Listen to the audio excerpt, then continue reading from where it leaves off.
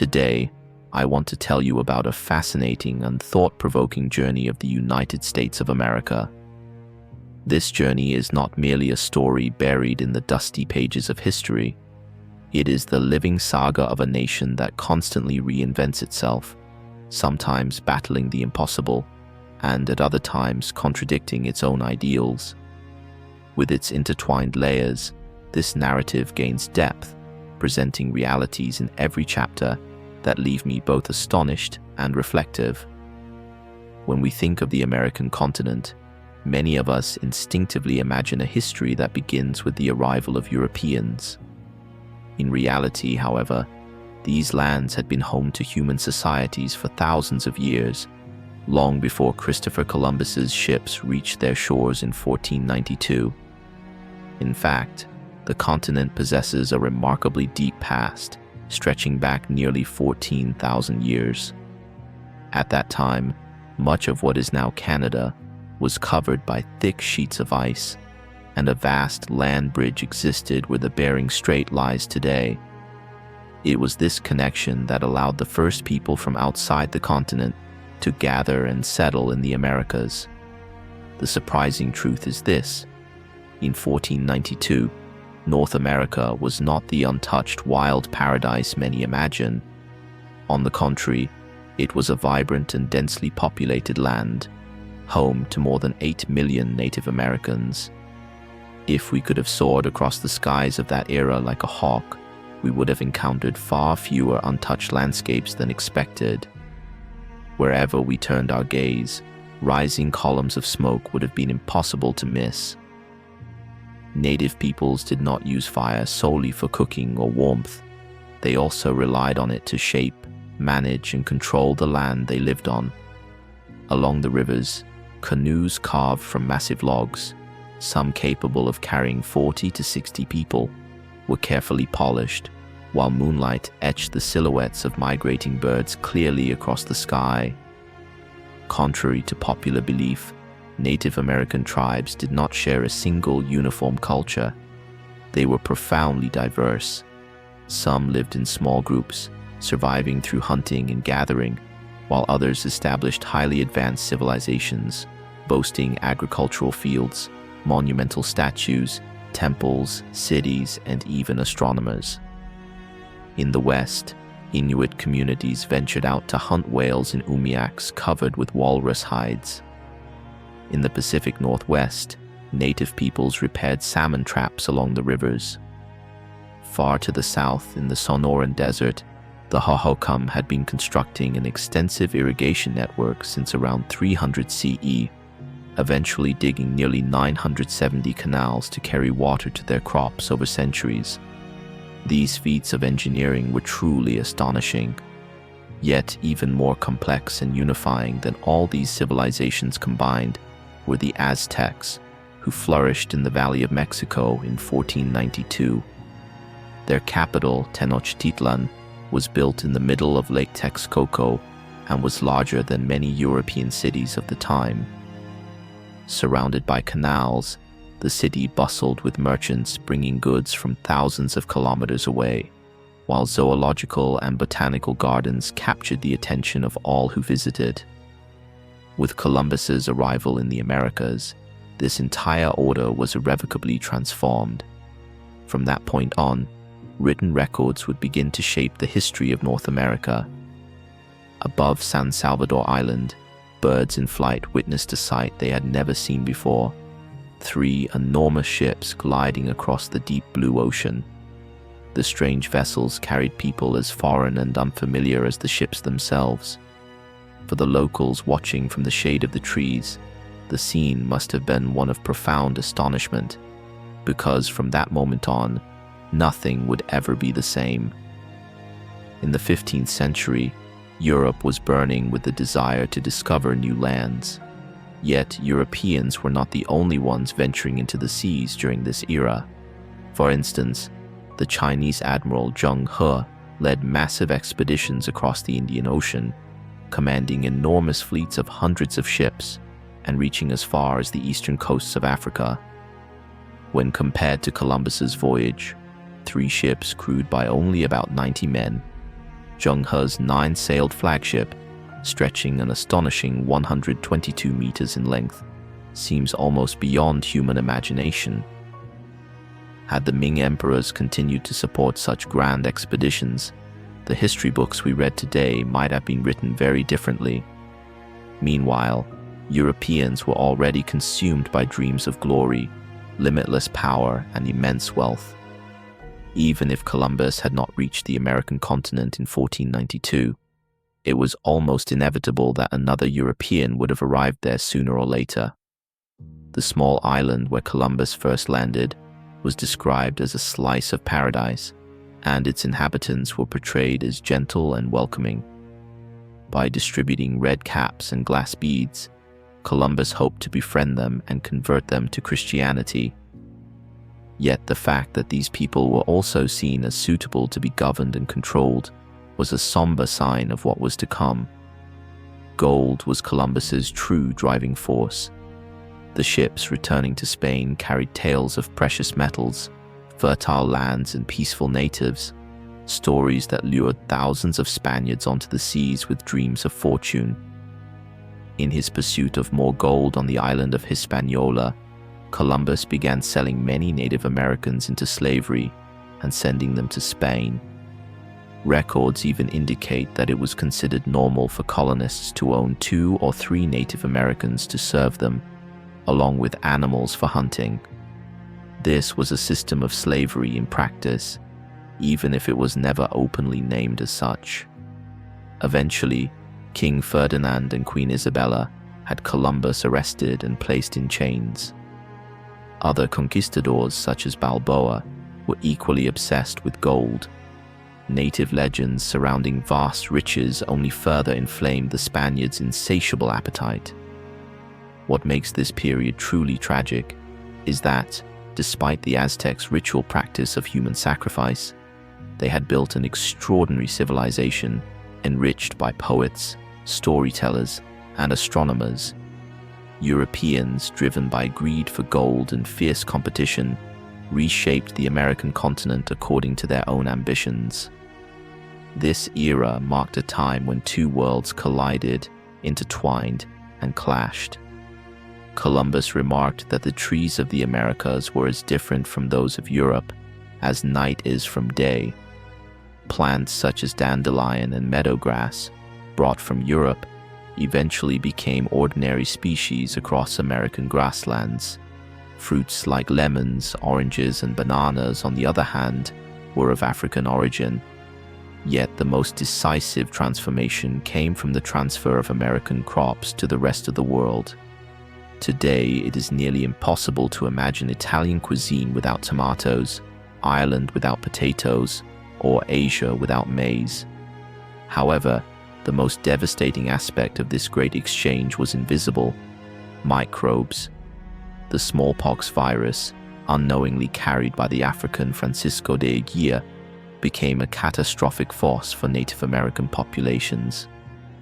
Europeans had developed immunity to the disease through centuries of exposure, but native peoples had no resistance at all. Deaths in Tenochtitlan were so widespread that, at times, houses were deliberately collapsed on top of the dead, turning homes into mass graves. This grim reality explains how Cortés was able to conquer an empire with a population exceeding 100,000. Across Central and South America, it is estimated that between 50 and 90 million people lost their lives during the waves of conquest and expansion. In North America, however, the more sparse and dispersed native population significantly slowed the spread of disease. Even so, this did not mean that Europeans arrived on these lands with good intentions. Some figures, such as Cabeza de Vaca, were captured by native peoples, learned their ways of life, and imagined a world in which Spaniards and indigenous communities could coexist peacefully. It was a new and unconventional idea, one that sought unity out of diversity. Tragically, this vision was brutally destroyed by Spanish slave hunters who later found him. The frenzy for discovering new lands that began in the 15th century Europe did not escape the attention of the British Empire. During the reign of King James I, the first permanent English settlement in the Americas, Jamestown, was established in 1607. It soon became a primary destination for those who had found little opportunity in Europe, people burdened by uncertainty about the future, seekers of adventure, and even recently released prisoners. Fueled by successive waves of migration, Jamestown continued to grow and eventually evolved into a system of 13 colonies. Living far from the turmoil of the Old World, on lands perceived as safer, these colonies were able to develop rapidly through relatively democratic systems they built among themselves. Yet this growth also brought with it rising resentment toward the British Empire to which they were still bound.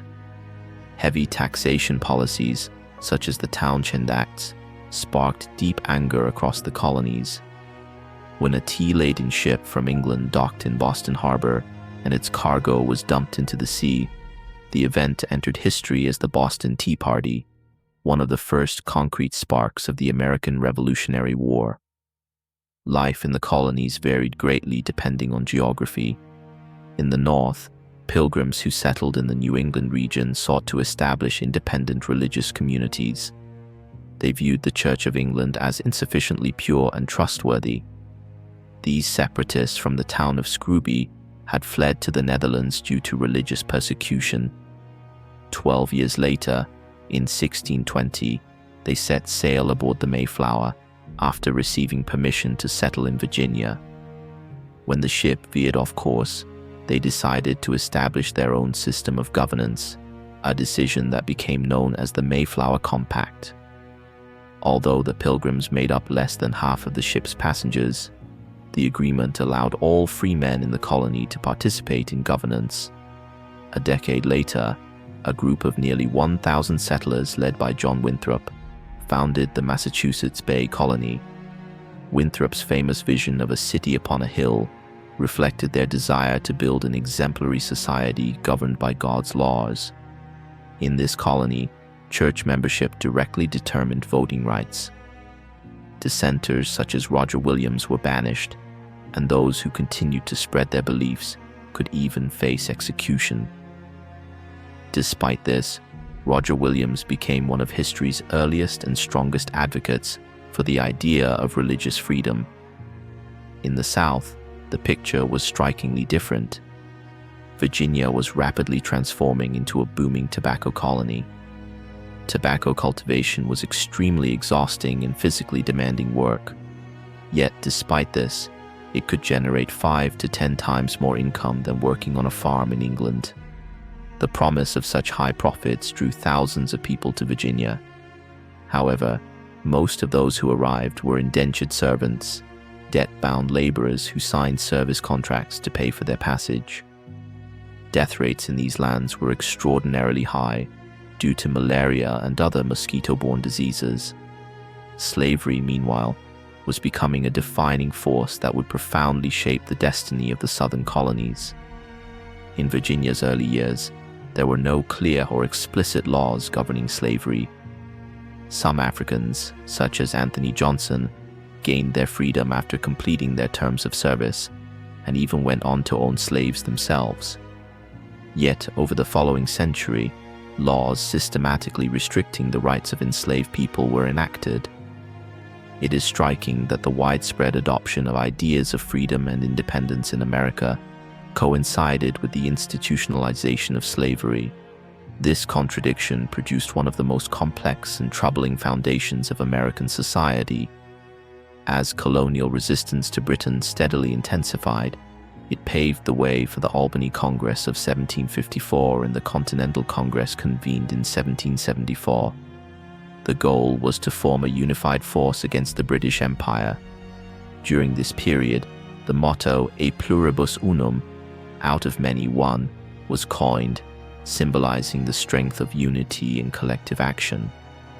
Because the colony's objective was full independence, the outbreak of war had become almost inevitable. Although Britain emerged victorious from the 7 Years' War, it faced severe economic strain. which led to increased taxation of the colonies. The Townshend Acts, which required that the salaries of governors and judges be paid directly from taxes collected in the colonies, proved to be the final straw. The Boston Tea Party had already ignited the first sparks of the War of Independence. In 1775, one of the most recognized figures in American history, George Washington, assumed command of the Continental Army. In the early stages of the war, Washington failed to achieve major victories, largely because his army lacked combat experience. After prolonged conflict, the 13 colonies decided to seek assistance from other European powers.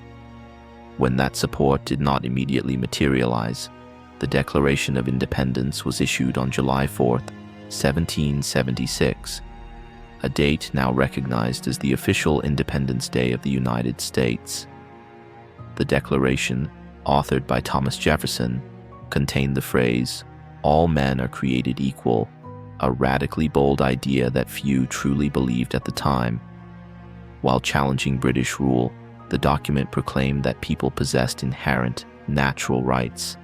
Yet the fact that Jefferson, despite his critical views on slavery throughout his life, was unable to free his own enslaved people underscores how difficult and contradictory this ideal journey truly was. The war itself was filled with unexpected turns. After rejecting Britain's peace proposal, Washington suffered a crushing defeat on Long Island, and Manhattan fell under British control. Even so, the colonies did not abandon their resolve or determination. On Christmas night, December 25th, Washington crossed the Delaware River and attacked British forces at Trenton, followed by a victory at Princeton. These triumphs marked one of the most critical turning points of the war, proving to the world that Britain was not invincible. Still, the Continental Army, in Washington's own words, often amounted to little more than a disorganized and troubled force.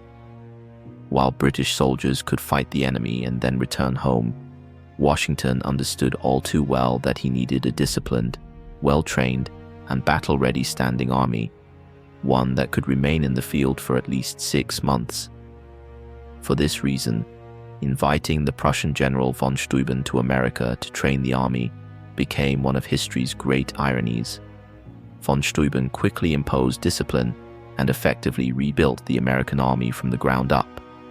His training proved crucial at the Battle of Monmouth in 1778, where Washington was able to halt and drive back British forces. Foreign support was vital to America's struggle for independence. France entered the war in 1778, followed by Spain in 1779, and the Netherlands in 1780. Above all, France's military and financial assistance became one of the most decisive factors in the success of the American cause. The final major battle took place at Yorktown. When British General Lord Cornwallis failed to receive the reinforcements he expected, he surrendered with an army of approximately 7,000 men on October 19, 1781. This siege became the last major confrontation of the War of Independence. After the guns fell silent, intense diplomatic negotiations began, and with the signing of the Treaty of Paris on September 3, 1783, the United States officially secured its independence and separated from Britain. The Americans had carried out a revolution and won their independence through war. Yet the central question remained: could these people continue to live together in unity? With the war over, Congress designed the official Great Seal of the United States and inscribed upon it the motto, "A pluribus unum," out of many, one. But how was this unity to be achieved? In the initial phase, a very weak central government was established under the Articles of Confederation. Congress had the authority to declare war and sign treaties, but it lacked the power to levy taxes. It could only request funds from the states, and it had no ability to regulate interstate commerce. These limitations seemed reasonable to a population that had fought a war against distant parliamentary taxes and imposed rules. Yet this weakness led European powers to believe that the American Confederation might collapse under its own weight. At the Constitutional Convention of 1787, momentous debates unfolded that would determine the nation's future. James Madison's Virginia Plan advocated for a strong national government and representation based on population. Smaller states, however, demanded equal representation for each state. One of the fiercest debates centered on the structure of the legislative branch. This issue created deep divisions not only between large and small states, but also between the North and the South. The South's rapid population growth and the institution of slavery further complicated the discussions. One of the most contentious issues was the demand by Southern states to count enslaved people in population totals, even though they were denied the right to vote. Ultimately, the 3/5 compromise was adopted, counting 3 out of every 5 enslaved individuals for purposes of representation. Although this deeply dissatisfied Northern delegates, it was regarded as a necessary compromise to preserve the Union. Perhaps the greatest obstacle in drafting the Constitution was finding a common path that would allow 13 independent communities to see themselves as a single nation. The recognition that delegations inevitably carried their own prejudices and local interests led to the understanding that this document should not be viewed as perfect, but rather as a foundation, one that could evolve and improve over time. Established in 1789, this stronger and more perfect union was, above all, an important beginning. George Washington's demeanor during his presidential oath revealed deep anxieties about the future of the young nation. While many treated him almost like a god, Washington understood all too well how republics collapse. For this reason, he wished to ban the formation of political parties, fearing that competing interest groups would fracture the country. In a society composed of people with such diverse traditions, beliefs, and ways of life, however, the emergence of political parties was nearly inevitable. The first major conflict erupted over money. How were the debts accumulated during the Revolution to be paid? Treasury Secretary Alexander Hamilton argued that all debts should be assumed by the federal government, thereby binding wealthy investors to the state. In his view, stability would be achieved through the influence of the affluent and powerful. This approach demonstrated how deeply inequality would shape the republic from its very earliest years. Thomas Jefferson and James Madison believed that this policy was unfair to ordinary citizens. Nevertheless, Hamilton's plan was ultimately adopted, and a central bank was established. During this period, tensions between Federalists and Republicans escalated into bitter newspaper attacks and even physical altercations on the floor of Congress. Efforts to silence Republicans through measures such as the Sedition Acts posed a serious threat to the ideal of free expression. Yet, the peaceful transfer of power following Thomas Jefferson's victory in the election of 1800 proved that the Republic could endure despite profound disagreements. It offered a powerful lesson that, out of many, one could include conflict as well as unity. At heart, Thomas Jefferson was an optimist. He envisioned America evolving into a predominantly agrarian republic. His governing philosophy held that the state should concern itself primarily with protecting property rights, leaving nearly everything else to be regulated by the people themselves. This vision made westward expansion almost inevitable. In 1803, the purchase of the Louisiana Territory nearly doubled the size of the United States. Yet these vast lands were far from secure at the time.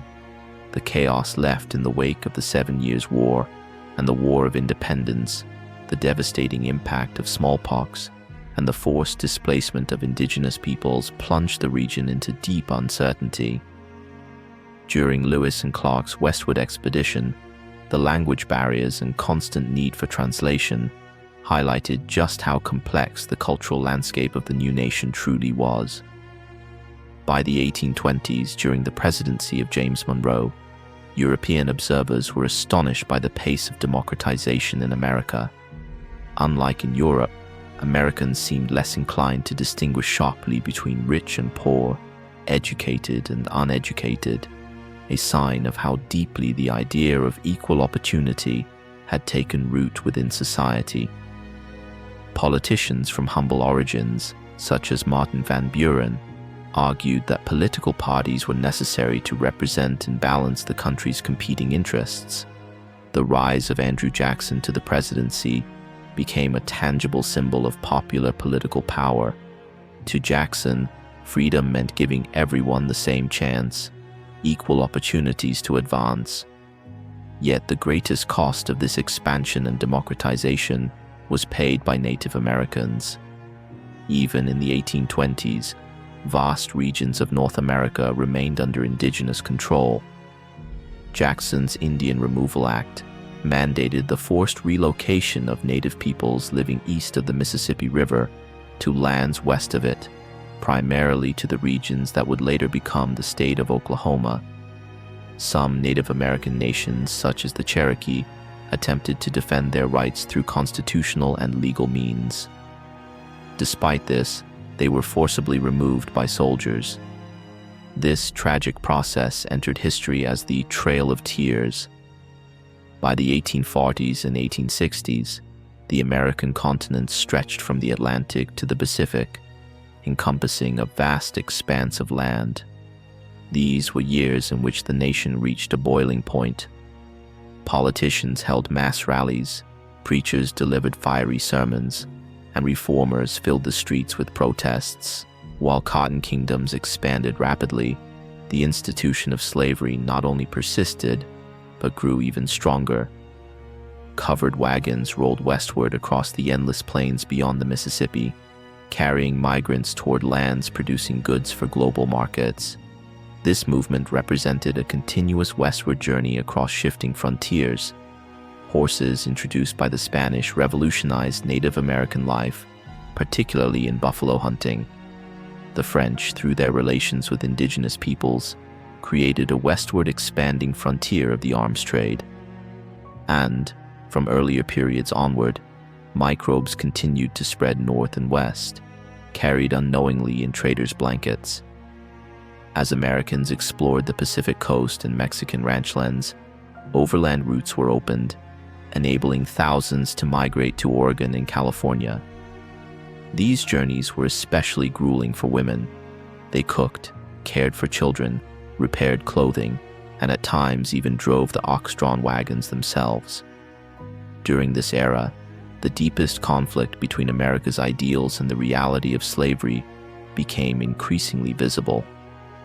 In Thomas Jefferson's original draft of the Declaration of Independence, slavery was condemned as a crime that stole sacred rights such as life and liberty. Congress, however, removed this passage from the final text, revealing the profound gap between ideals and reality. During Andrew Jackson's presidency, while white Americans demanded greater freedom, African Americans faced increasingly harsh repression. With the rise of the cotton kingdoms, slavery became indispensable to the southern states. As northern states began abolishing slavery, the South defended it with growing rigidity, referring to it as a peculiar institution. Slavery shaped not only the lives of the enslaved, but the entire structure of Southern society. Enslaved people were forced to work under brutal conditions from sunrise until late at night, subdued through punishments such as whipping. Even the right to marry depended entirely on the permission of slave owners. Slaveholding states banned enslaved people from learning to read and write, believing that a literate slave could not be controlled. Figures like Frederick Douglass, who learned to read, escaped to the North and became a powerful voice against slavery, proved just how justified those fears were. Even non-slaveholding white Southerners were invested in the system, fearing that emancipation would place formerly enslaved black people on equal footing with themselves. The North was too cold for large-scale cotton production, yet it became the second pillar of the cotton economy. While the South produced raw cotton, the North transformed it into yarn and fabric.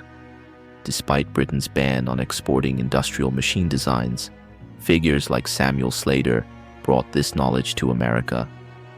Workers in the textile mills of Lowell labored through grueling 12-hour shifts, often with their hands numbed by the cold.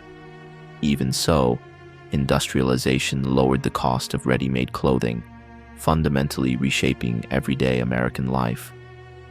The new territories acquired after the Mexican War reignited the question of whether slavery and freedom could coexist in these regions. Even during the Constitutional Convention, James Madison had warned that the greatest threat to the Union was the conflict over slavery between the northern and southern states. Compromises such as the Three-Fifths Compromise were merely temporary solutions. In 1819, Missouri's request to enter the Union as a slave state, along with James Tallmadge's proposal to limit the expansion of slavery, brought the nation to a standstill. The Missouri Compromise of 1820 ultimately drew a line. Missouri was admitted as a slave state, while Maine entered as a free state. This balance preserved peace for a time, but along this boundary between freedom and slavery, thousands of enslaved people challenged the system through their escapes. Enslaved individuals like Henry Box Brown sealed themselves inside crates to flee to the north. The Underground Railroad, led by figures such as Harriet Tubman, became one of the most powerful symbols of resistance. Southern states reacted with fury. Through measures known as the Gag Rule, Congress even prohibited the discussion of anti-slavery petitions. The Compromise of 1850 admitted California as a free state while allowing residents of Utah and New Mexico to vote on the issue of slavery. In return, the harsh Fugitive Slave Act was passed, forcing even northern states to participate in slave catching. Rather than calming tensions, this law intensified anti-slavery sentiment in the North.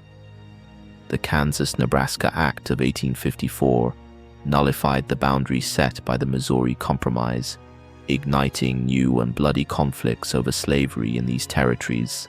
These developments led to the collapse of the Whig Party and the fracturing of the Democrats, while the Republican Party, opposed to the expansion of slavery, rose to prominence. Acts of violence in Congress, such as the brutal caning of Senator Charles Sumner by a relative of Andrew Butler, revealed how deeply polarized the nation had become.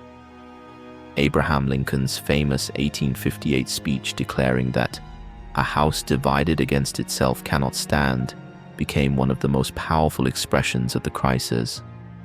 Lincoln argued that the country could not endure permanently half slave and half free.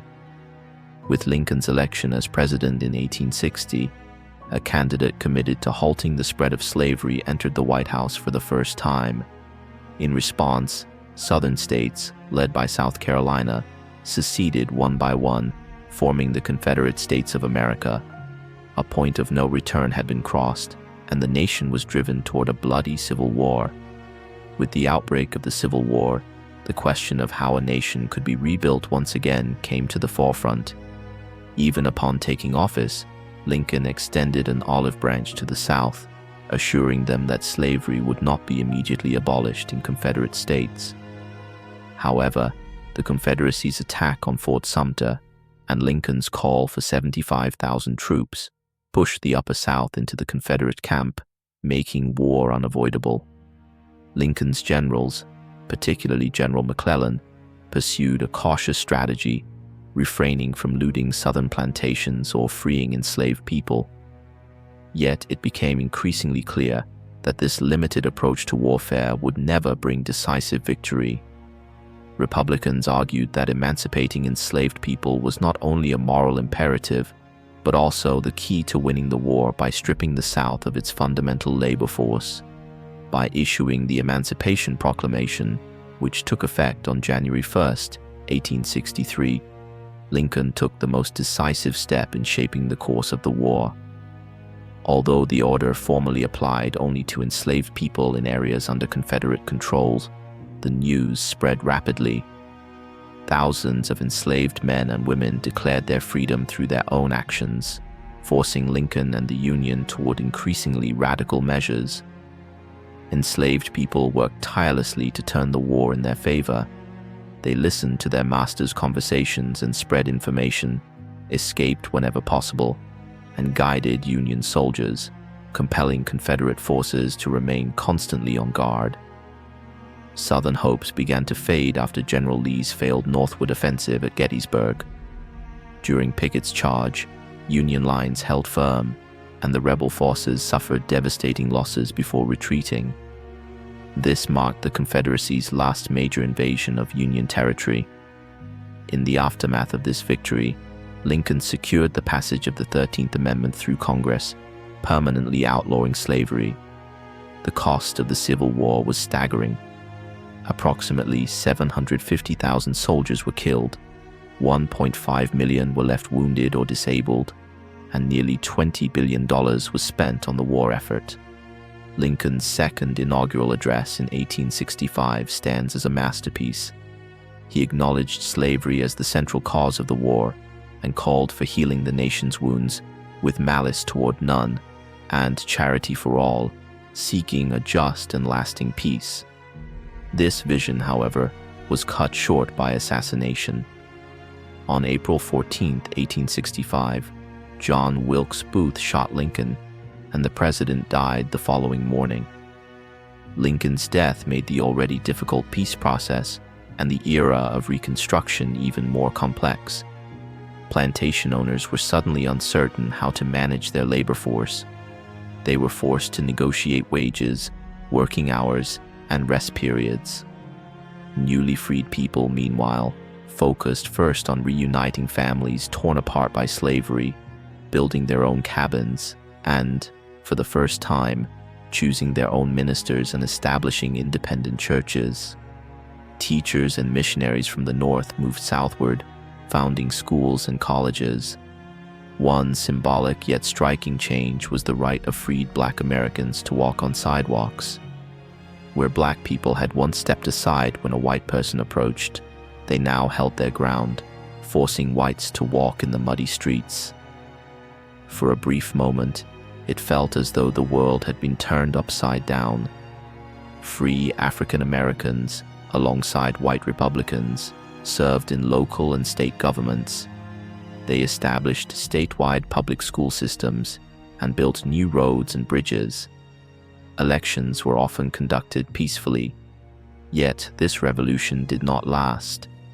Corruption, growing northern fatigue, and the immense difficulty of dismantling 2 centuries of inequality led to the collapse of Reconstruction.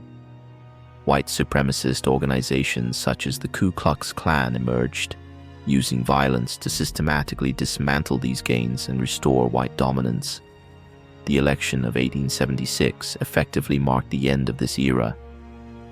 Its outcome confirmed the truth of Lincoln's warning that an institution rooted in nearly 250 years of slavery would not disappear easily. After the Civil War, the United States entered a period of profound transformation. From gold and silver rushes to sugar plantations in the Caribbean, from Virginia tobacco to vast cotton kingdoms, the economy expanded rapidly, reaching a scale unseen in earlier eras. In the 1860s, textile mills employing thousands of workers seemed immense, yet just 25 years later, they appeared modest beside the Pennsylvania Railroad Company, which employed over 50,000 people. Massive industrial complexes such as Pittsburgh's Homestead Steel Works, producing 200 tons of steel rail per day, rose into prominence, fundamentally reshaping urban identities. Church bell towers began to give way to skyscrapers of 10, 20, even 30 stories. This growth was not merely a matter of size. Projects like the railroads demanded entirely new systems and methods. Purchasing land for tracks, draining swamps, and constructing bridges all reflected large-scale thinking and planning. Serious technical problems also emerged, such as differing rail gauges used by competing railroad companies. Yet, in 1886, thousands of workers standardized nearly 21,000 kilometers of tracks in just 36 hours, an extraordinary feat of speed and coordination. The dream of uniting the continent by rail became reality through the transfer of federal lands. As Union Pacific and Central Pacific crews laid tracks through the harsh conditions of the Sierra Nevada, countless workers died amid avalanches, landslides, and explosions. One of the most tragic and little-known details was that the bodies of fallen workers were often discovered only in spring when the snow melted. In 1869, the meeting of Eastern and Western rails symbolized the possibility of a continental republic. The chaos created by railroad schedules ultimately led to the adoption of national time zones in 1883. Structures on this scale inevitably required highly complex systems of management and organization. Managers designed detailed system diagrams and coordinated the work of thousands of engineers, machinists, and laborers in tightly organized networks. Intensifying competition and rapid expansion pushed railroad companies to lay ever more track in order to seize their rivals' depots and markets. Industrial titans such as Andrew Carnegie embraced vertical integration, purchasing railroads and mines to control the supply of raw materials. This process, alongside the rise of massive oil companies, accelerated the emergence of powerful financial institutions. Yet for ordinary Americans, life in the age of industrialization was harsh. The sight of a worker who had lost his fingers in an accident revealed just how dangerous these jobs were. Railroad work became one of the most hazardous occupations of the era. Every year, more than 1,000 engineers and laborers were killed in accidents. Steel mills operated around the clock, with workers laboring 12-hour shifts, 7 days a week under brutal conditions. Even children, like 8-year-old P.B. Thomas, were forced to work in sardine canneries, their hands bleeding as they labored. Women workers faced the same dangers but were paid less than men. At the same time, a newly emerging middle class began moving into white-collar professions that did not require physical strength. Jobs such as secretarial work, accounting, and teaching became increasingly common. Universities also started offering structured and institutionalized training in fields such as law, medicine, and engineering. Economic crises, however, were an inseparable part of this rapid growth. Job losses and sudden downturns caused severe social upheaval. In response, workers seeking to protect their livelihoods began organizing into unions. The National Labor Union rallied under the slogan, 8 hours for work, 8 hours for rest, and 8 hours for what we will. Broader organizations like the Knights of Labor sought to unite skilled and unskilled workers alike, but internal conflicts and outbreaks of violence posed serious challenges. The American Federation of Labor, AFL, founded by Samuel Gompers, achieved comparatively greater success by focusing on narrower, concrete goals, higher wages, shorter working hours, and safer conditions. As industrialization advanced, cities expanded rapidly as well. Even in the 1840s, New York City had become a symbol of chaos and congestion. Carriages, horse-drawn streetcars, omnibuses, and pedestrians all collided in crowded streets. Roads were filled with mud, horse manure, and garbage. Writers like Walt Whitman closely observed this disorder, capturing in their poetry the city's colors, sounds, fashions, and people from every social class. In the 1840s and 1850s, waves of Irish and German immigrants flooding into cities added an entirely new dimension to urban life. Hundreds of thousands of Irish fleeing the Great Famine transformed the demographic structure of cities like New York. Suspicion and prejudice toward Catholic Irish immigrants created new tensions in America's journey from many to one. Chicago stood as a striking example of the industrial American city. It became one of the first cities to construct extensive sewer systems capable of managing the waste of hundreds of thousands of people.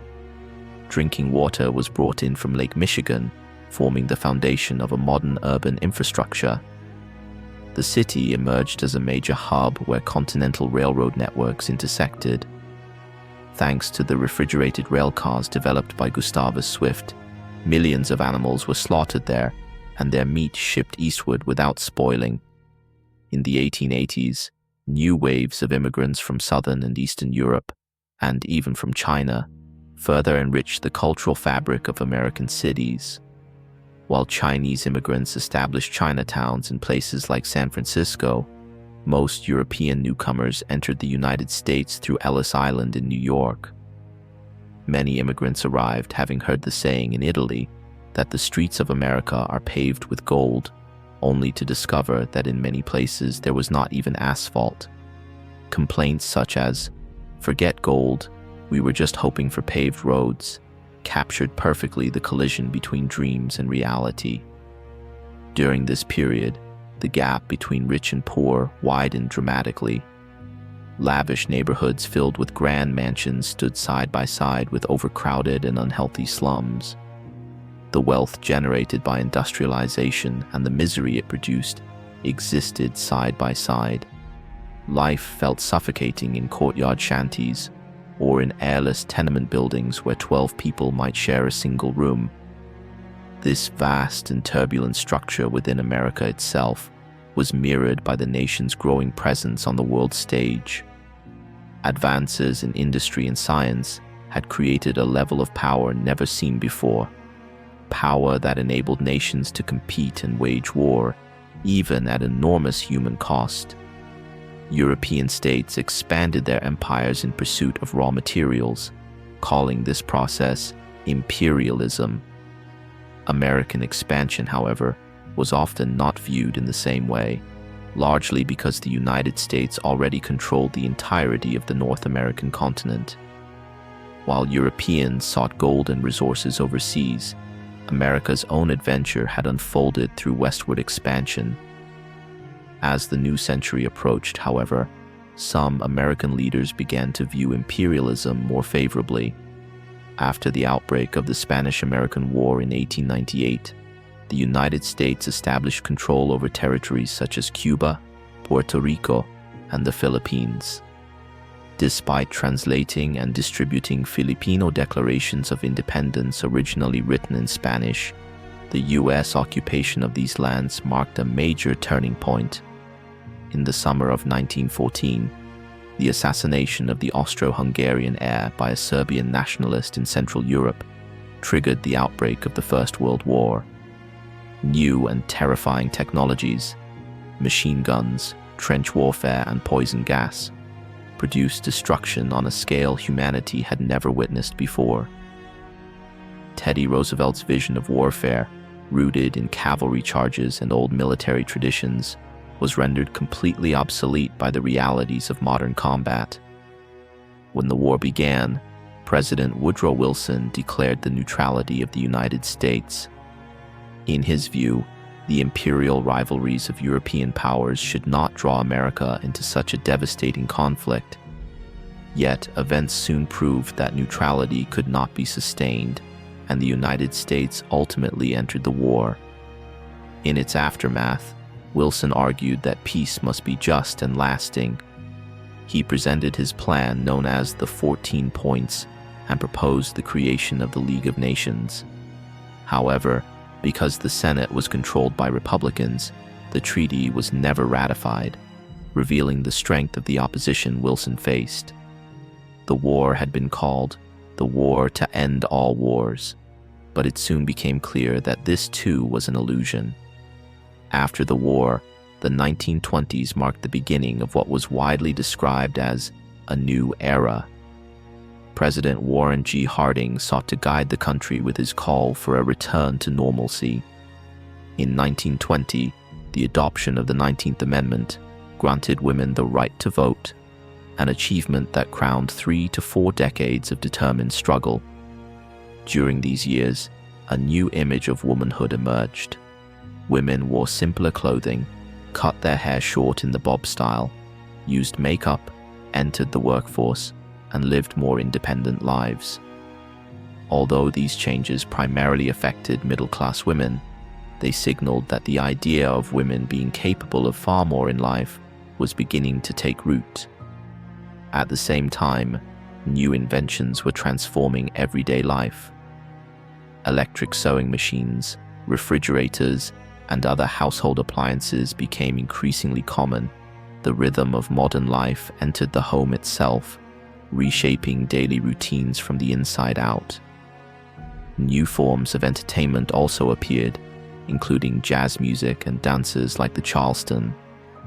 This cultural shift made generational conflict clearly visible.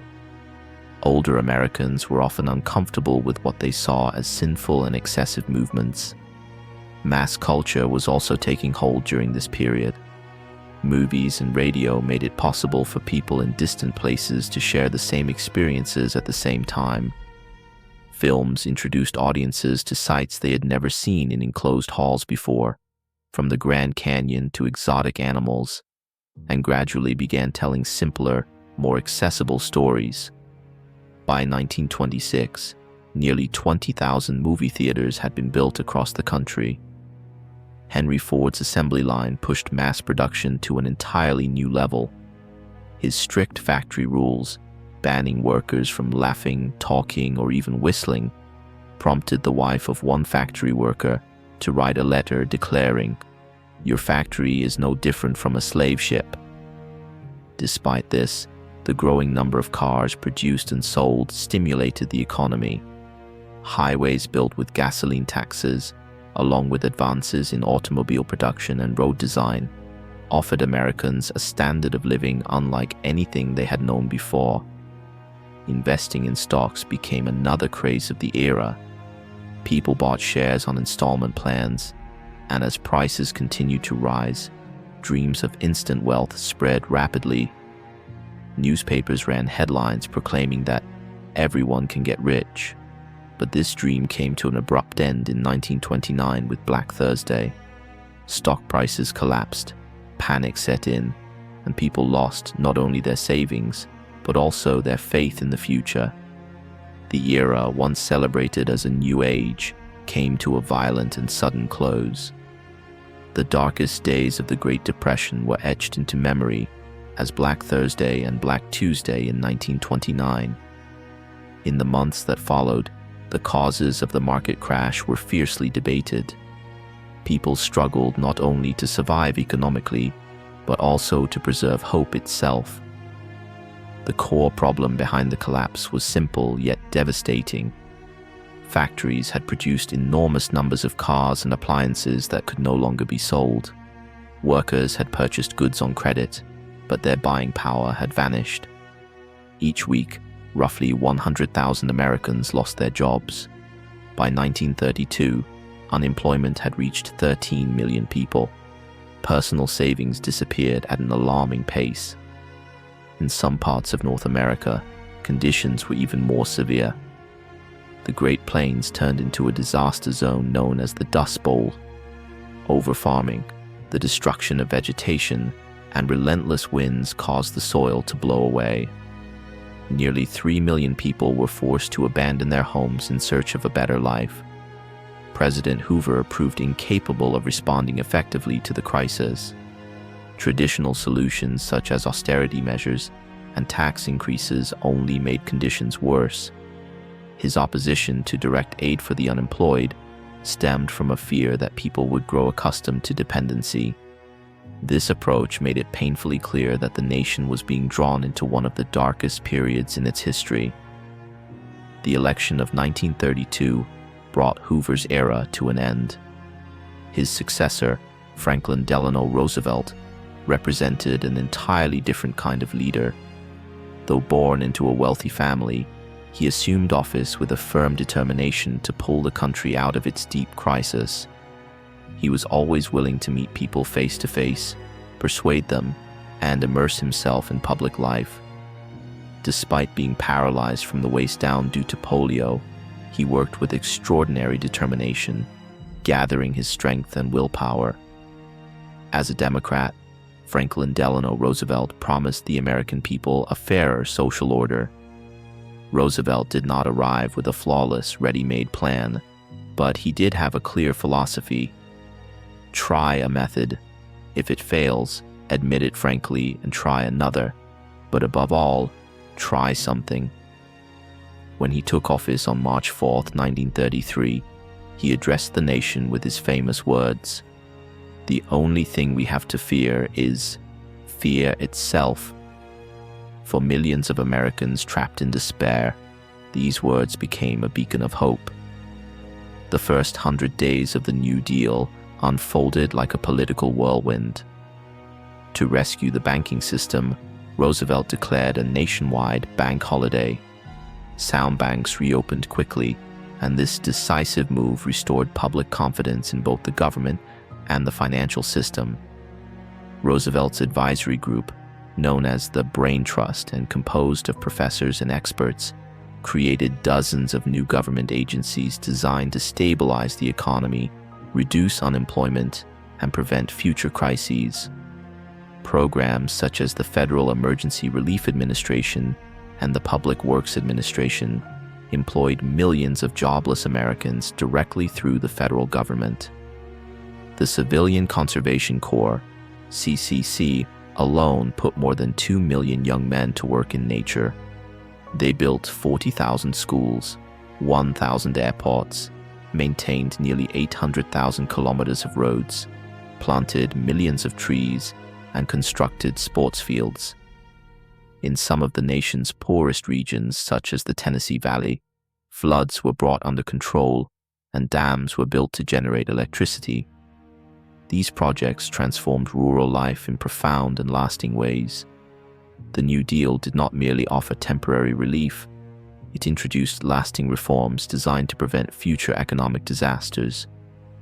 Deposit insurance systems were created to protect savings, and banks and stock markets were subjected to stricter regulation. Roosevelt's famous radio fireside chats forged an unprecedented bond between the president and ordinary Americans. To the public, he was both a strong leader and a trusted friend. In 1936, he was re-elected by a landslide.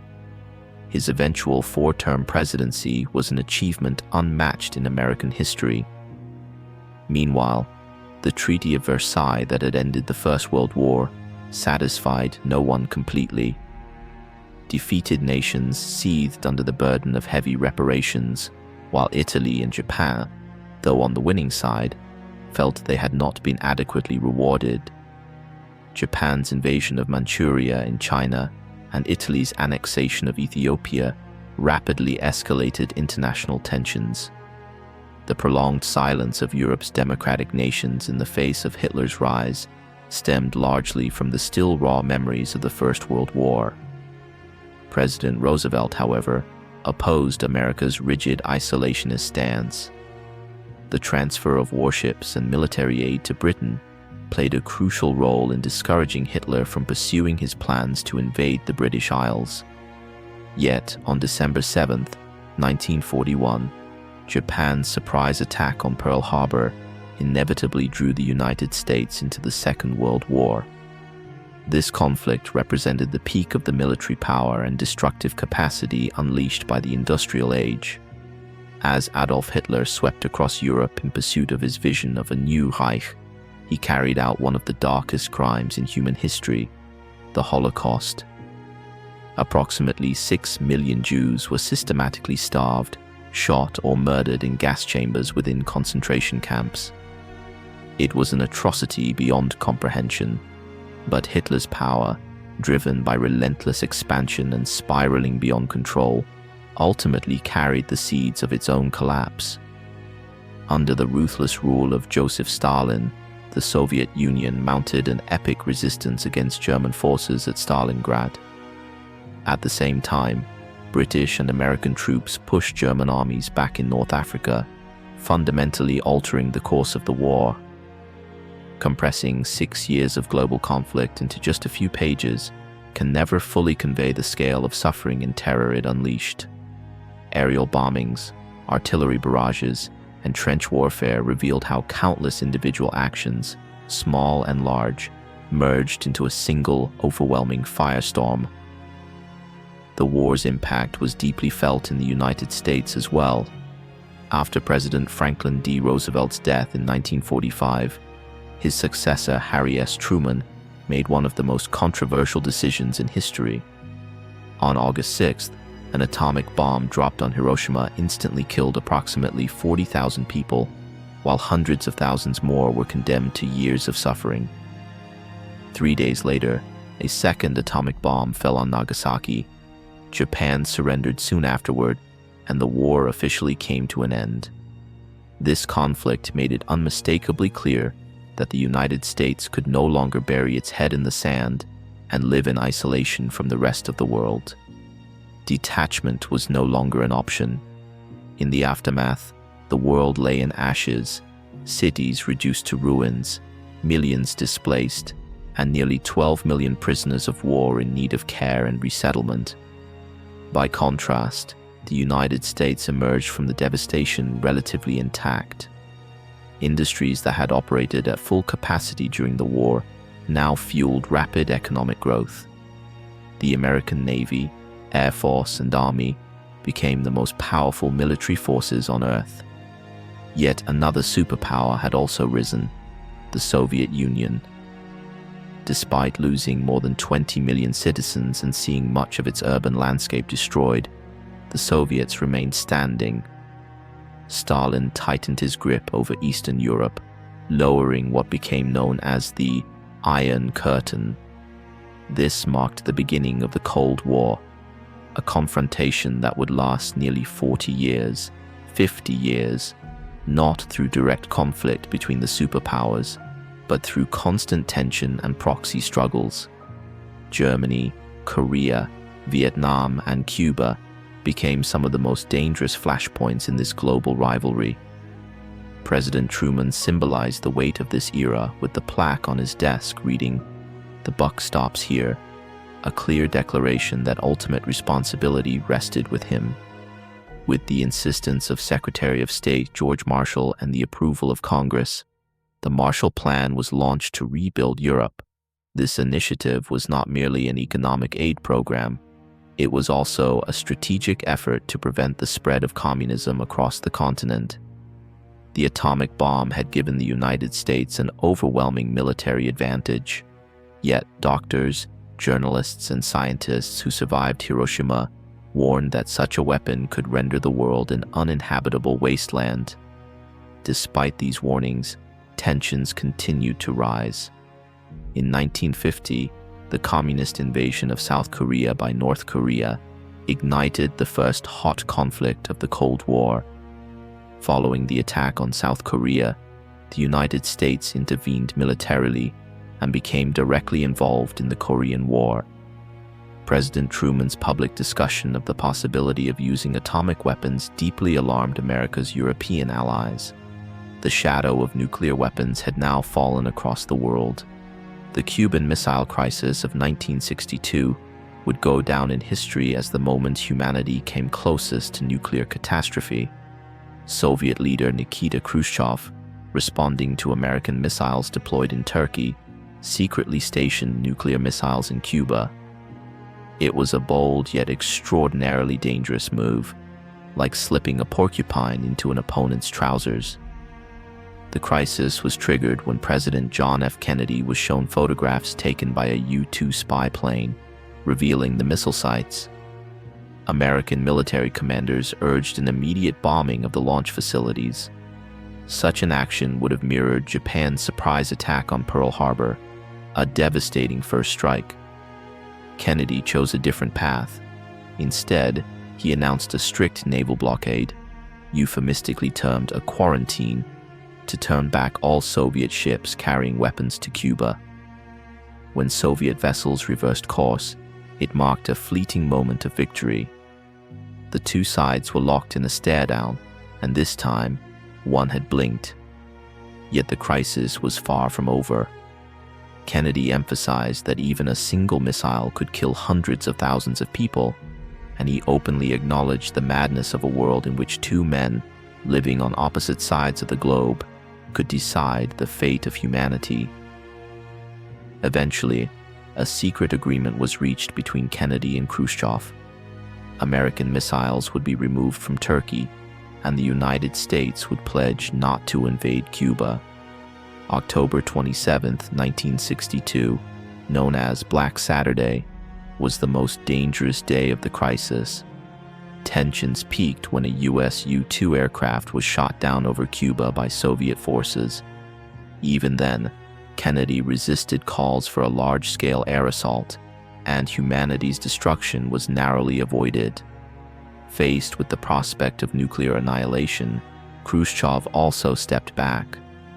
It was the moment when both Kennedy and Khrushchev blinked, and the world finally exhaled.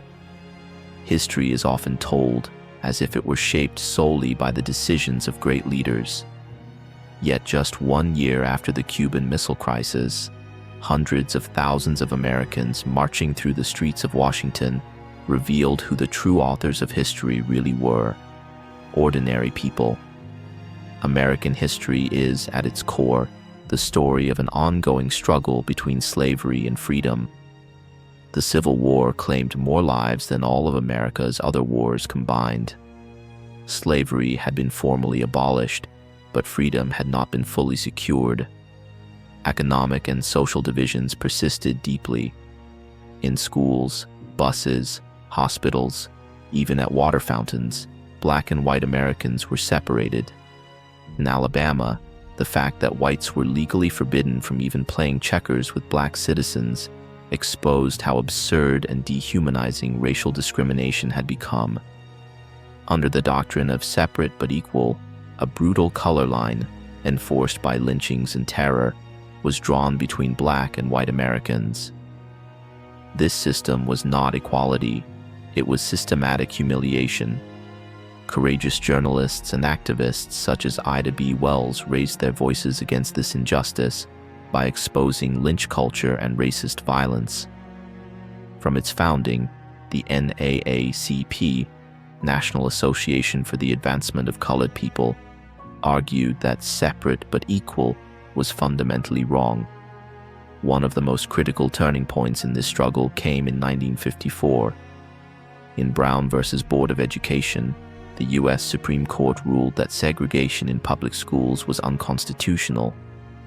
The court declared that segregation was incompatible with freedom, not only because of physical separation, but because of the sense of inferiority it imposed on the hearts and minds of those subjected to it. This decision paved the way for the civil rights movement. Under the leadership of Martin Luther King Jr., the Montgomery bus boycott became one of the movement's defining moments. Drawing inspiration from Mahatma Gandhi's philosophy of nonviolent resistance, King argued that true moral superiority lay in nonviolence. The boycott lasted for months, inflicting tens of thousands of dollars in losses on transit companies and demonstrating to the entire nation the discipline and determination of ordinary people. Presidents Eisenhower and later Kennedy, initially reluctant, were gradually forced to become more involved in the fight to desegregate schools and public transportation. Yet, as long as the resistance remained peaceful, the response was often violent. In 1961, the situation escalated dramatically during the Freedom Rides. Activists traveling by bus into the segregated South to challenge discriminatory practices were attacked with fists and iron bars. Buses were set ablaze. This wave of open violence forced the Kennedy administration to deploy federal forces. Attorney General Robert Kennedy urged black leaders to focus more heavily on voting rights. The ballot box, compared to schools, was seen as a front where white resistance might be weaker. But when the Student Nonviolent Coordinating Committee, SNCC, spread deep into the rural South, encouraging black sharecroppers to register to vote, violence intensified further. Bombings, assaults, and murders became disturbingly routine. In 1963, Birmingham, Alabama became the breaking point. Police Chief Bull Connor's use of police dogs and high-pressure fire hoses, directed even at children, against peaceful protesters shocked the world when photographs appeared in newspapers. These images forced President Kennedy into action, leading him to submit a comprehensive civil rights bill to Congress. In August of that same year, 250,000 people gathered for the March on Washington. Martin Luther King Jr.'s "I Have a Dream" speech became etched into collective memory as one of the most powerful moral appeals in American history. The civil rights movement did not remain confined to Black Americans. It created a ripple effect. In northern cities, protests against unemployment, poverty, and police brutality spread rapidly, while Mexican Americans also began raising their voices against discrimination. Court cases such as Hernandez versus Texas made it clear that equality was not merely a black and white issue. This wave of awakening also swept through the youth. On university campuses, students began questioning rigid rules and entrenched authority. The women's movement was part of this broader transformation as well. During World War I, women had replaced men in the workforce, only to be pushed back into the home once the war ended. This time, however, they did not want to return to the old roles. These struggles once again demonstrated that America's journey from many to one was not just an ideal, but a process shaped by pain, resistance, and constant conflict. Betty Friedan's book, The Feminine Mystique, gave voice to the invisible emptiness and dissatisfaction experienced by housewives, powerfully challenging the idea that women were destined for lives confined solely to domestic labor. The book brought the notion of expanding the spaces in which women could realize their full potential to the center of public debate. The idea of women having equal rights with men triggered a profound transformation, one that questioned not only laws, but also gender roles, everyday habits, and even the language people used. One of the legal cornerstones of this change was the Civil Rights Act of 1964, which explicitly prohibited discrimination based on sex as well as race. This was followed by the Voting Rights Act of 1965, which eliminated literacy tests and similar practices that had long prevented Black Americans from voting, clearing major obstacles from the path of democracy. During this period, President Lyndon B. Johnson launched his reform agenda known as the Great Society, declaring a war on poverty. Public education received increased support for disadvantaged communities, and healthcare programs such as Medicare and Medicaid created a strong social safety net for the elderly and low-income citizens. This era marked one of the highest points reached by the progressive vision of an active interventionist state. Yet, beneath the shadow of these domestic reforms, loomed another crisis that deeply shook the nation: the Vietnam War. America's military involvement in Vietnam sharply divided society. Hawks feared the spread of communism, while doves argued that the United States was propping up an undemocratic regime and continuing a senseless war. As the anti-war movement gained strength, President Johnson ultimately chose not to seek re-election in 1968. With Richard Nixon's presidency, the country began a clear shift toward conservatism. Nixon implemented extraordinary economic measures, such as freezing wages and prices in response to rising oil costs. His visit to China and the signing of nuclear arms limitation agreements with the Soviet Union aimed to ease tensions between the United States and the Communist bloc. Yet his decision to expand the war into Cambodia in the name of achieving peace in Vietnam exposed the contradictions of his administration. In the end, the United States was forced to withdraw from Vietnam. The South Vietnamese government collapsed, and Nixon resigned from office in the wake of the Watergate scandal. With the election of Ronald Reagan in the 1980s, the conservative wave gained new momentum. Reagan famously argued that government is the problem, advocating tax cuts and reductions in government spending. These policies aimed to stimulate economic growth. However, critics contended that they widened income inequality and weakened the social safety net. One of the most striking developments of the Reagan era was the dramatic increase in defense spending. This military buildup placed even greater pressure on an already struggling Soviet Union and became one of the key factors shaping the final phase of the Cold War. Mikhail Gorbachev's policies of glasnost and arms limitation agreements accelerated the process of de-escalation. With the dissolution of the Soviet Union in 1991, a period of tension that had shaped the world for nearly 40 years came to an end. At the conclusion of this long journey, the United States had become a nation bound to the rest of the world by far tighter economic, political, and cultural ties. Technological developments such as the internet strengthened these global connections to an unprecedented degree. Yet this growing interconnectedness also brought new threats. American support for Mujahideen fighters battling the Soviets in Afghanistan eventually created the conditions for the rise of figures such as Osama bin Laden. The attacks he orchestrated on September 11, 2001, targeting the World Trade Center in New York, became the deadliest assault on American soil since Pearl Harbor. These attacks demonstrated to the world how devastating terrorism could be even with limited resources.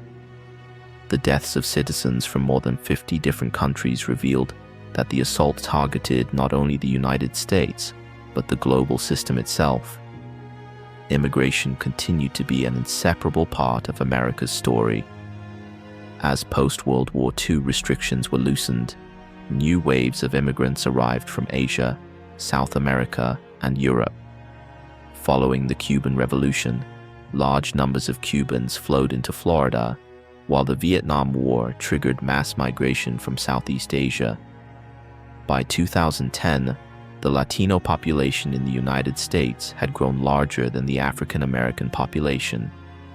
Barack Obama's background stood as a living symbol of this ethnic and cultural diversity. During this period, not only politics but environmental awareness was also undergoing transformation. Rachel Carson's 1962 book Silent Spring is widely regarded as the starting point of the modern environmental movement. Carson demonstrated, through scientific evidence, how chemicals such as DDT disrupted the delicate balance of nature and argued for the protection of natural systems.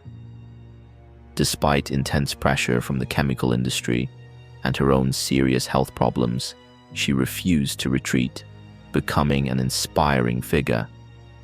Her work made it clear that environmental pollution was not merely a local issue. Smoke from factory chimneys, automobile exhaust, and chemical waste constituted a global threat. Today, the greatest of these threats confronts us as climate change. Carbon dioxide emissions from coal-fired power plants and internal combustion engines are driving planetary warming. Droughts, violent storms, and rising sea levels show that this process is no longer abstract, but concrete and deeply felt. So how is history written? We ask this question at the very beginning. History is written by the people who live it, because each of us is shaped by the legacy of the past. The story of America is both a continual pursuit of the ideals of freedom and equality, and a story of painful realities that often contradict those ideals. The motto, E pluribus unum, out of many one, remains, like the nation itself, the strongest bond holding together all of these differences and contradictions.